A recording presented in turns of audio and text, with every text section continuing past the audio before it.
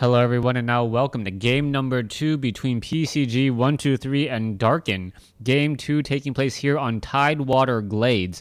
PCG will be spawning as the undead player down, well, I don't even know where he is spawning because the fog of war is on, down over here at what I'll call the 6 o'clock location. Meanwhile, we have Darken spawning as the orc over here at the 12 o'clock location. Game number 1 really just ended kind of anticlimactically.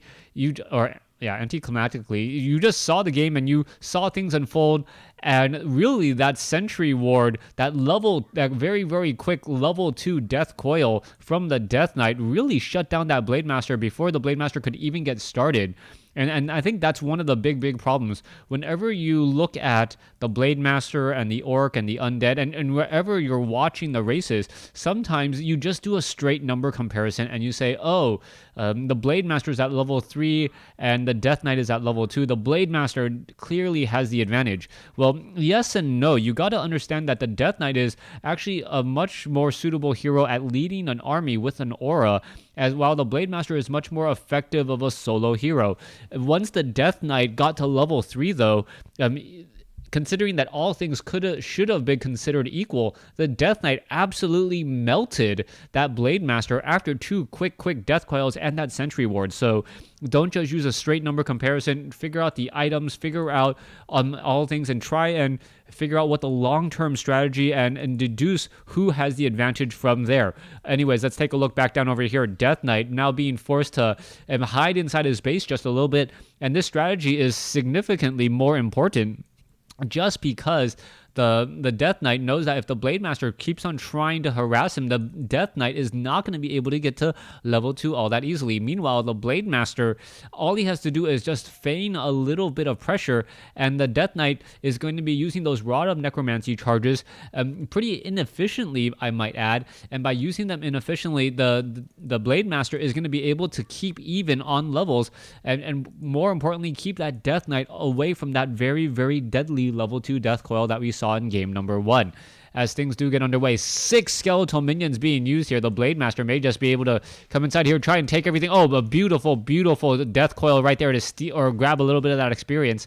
And the Death Knight just doing a bit of a good job. It doesn't look like Darken really knows how to counteract this so far. He may be able to take down a few skeletal minions. He does get one quick kill off over there. And now he is going to be going after a Crypt Fiend that is ensnared. But a quick death coil is going to keep him alive as the units are just getting in continual shots and damage. All right, let's take a look at this back over there. Death coil once more. The Death Knight now out of mana. So that's actually a little bit of a bonus for the Blade Master. Blade Master not having to worry about the additional hit points off of that death coil or the additional nuke from that Death Knight for a little bit of time, at least until we hit, I believe, tier 2 and we start getting those obsidian statues down into play. Crypt Fiend still training up, or the Graveyard still training up some more Crypt Fiends here.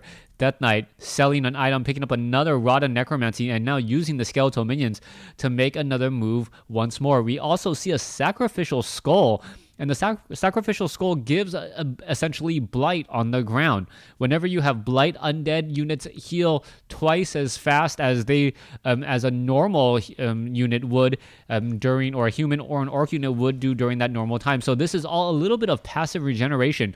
Also, what we could be seeing here is perhaps an expansion attempt. Not quite sure why he's using this off over here. You can see that the Crypt Fiend is actually regenerating hit points pretty easily. 250 hit point or 250% regeneration because of that unholy aura, as well as we now see Wand of the Wind being dropped for that Death Knight. We all know how important Cyclone is in that Night Elf versus Orc matchup, as you can just dance that Blade Master and really remove much of the DPS from that Orc army. We'll see if that is going to be coming into play a little bit later, as the Death Knight, still sitting at level 2, will get to level 3 here. This is going to be a little bit of a risky maneuver once again. Quickly taking down that Timberwolf, most likely to grab some skeletal minions here in just a second. There you have it, as we see the Dark Troll Warlord going after some units here. It looks like, yeah, a big chunk of damage getting hit towards that unit there. Death Knight now also with healing wards. So this Death Knight is going to be extremely high level really early on in this game, and I gotta give the advantage to the undead at this point. You can see that the Death Knight is not going to be losing units all that quickly, and with so much passive regeneration and healing. Wait, what happened to that Ring of Protection? I thought I saw it on the ground. Did it get picked up? I don't see it, so not quite sure what happened to it. I doubt it would actually be destroyed. You can always sell an item. Anyways, let's go ahead and take a look back over here. Blade Master has the option to pick up a Ring of Protection +2 as well. Shadow Hunter now back out on the field, quickly healing up some of the remaining units that were low on hit points. Healing Wave, the first item this time around, opting to go for Healing Wave, a very, very important decision. As we saw what Hex was able to do in the previous game, just end up trading 2 heroes for 1. Crypt Fiend now coming back around, and it looks like it is going to be going after another Dark Troll Warlord, but that is going to be a little bit more dangerous, as you can see that the Orc army is not far away. They are going to go ahead and try and engage here, and are we going to see a second hero come in from the undead? That is the big question. Book of the Dead, or known as Book of Win in many circles, a Book of the Dead able to summon a lot of skeletal units. Gloves of Haste is now dropped down. Gloves of Haste, come on, you cannot leave that behind unless you expect the Naga Sea Witch to be able to come over and slither on by. Let's see, Death Knight transferring the Potion of Greater Healing there. There is some attack. There's a Healing Wave. Cold Arrow is not going to do anything. Gloves of Haste still left behind off over there, as we're now looking at a very, very strong tier 2 push. Let's take a look back over here. Army, there's an Ensnare back down onto the Crypt Fiend. Crypt Fiend is going to be able to survive this most likely. Blade Master may be able to get in an additional shot or 2, but we'll see how all of that goes here in just a moment. Cyclone now up on the units, as those are going to be 2 very, very easy units to take down.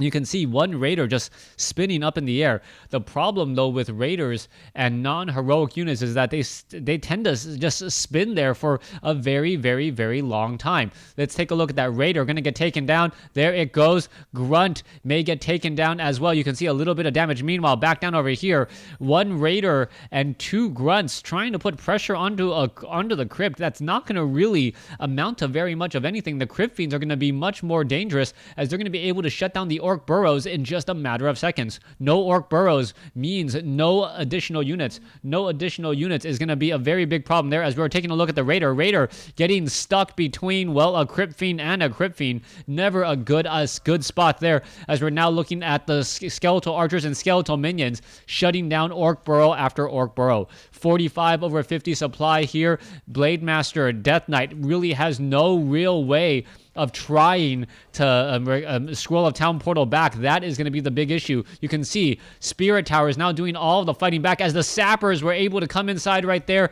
and just absolutely, I gotta believe that was Sappers. That positioning looked like Sappers. A sudden drop off in hit points. Acolyte now taking a little bit of damage, trying to get away, and is it going to do the annoying trick to teleport to the opposite side? That is such a common trick right there, as we are now looking to Scroll of Town Portal to head back home. All right, all the Orc burrows down, 34 over 50. Let's take a look. A little bit more damage. 1 Raider will get taken down. Blade Master is going to be able to slip through. A second Raider will get taken down as well. And now it is just time for rinse and repeat for the Undead Army. Undead Army, yes, is obviously low on supply as well, but with the Spirit Towers in position, they are in a much, much better place to try and defend.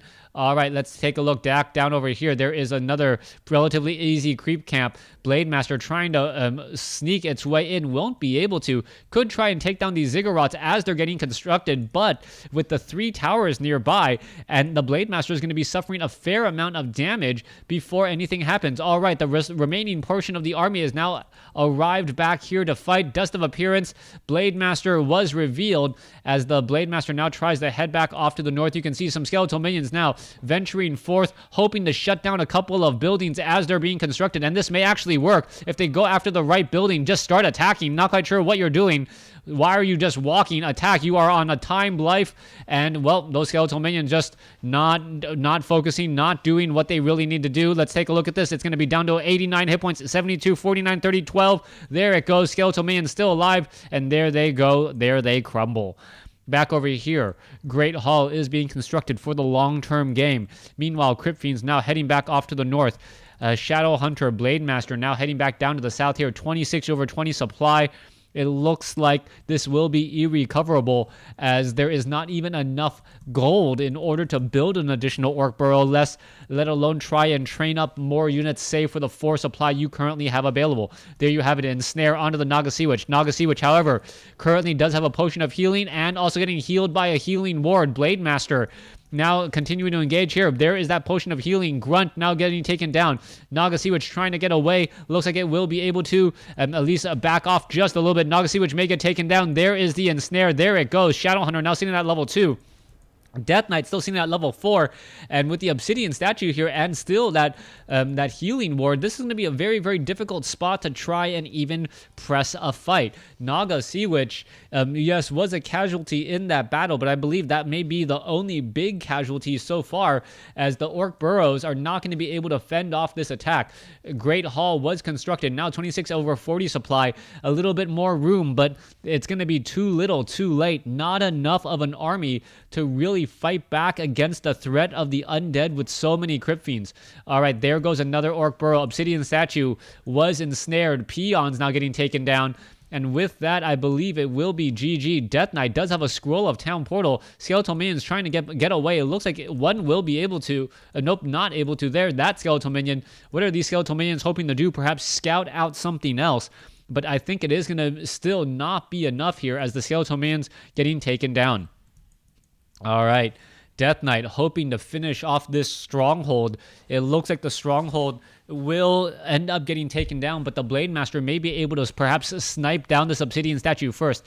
That may be a casualty right there. Yes, it looks like it will be exactly that. Death Coil onto the Raider. Raider in the very, very back portion of the field. It looks like one Raider will get taken down. Death Knight now sitting at level 5.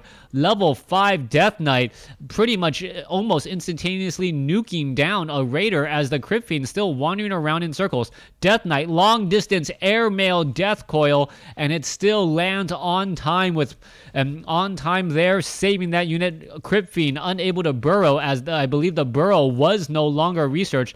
Death Knight sitting at level 5 right now without mana, but it looks like it will be GG. Thanks for watching. Thanks for listening. Hope you guys enjoyed game number 2. Undead taking this series 2-0.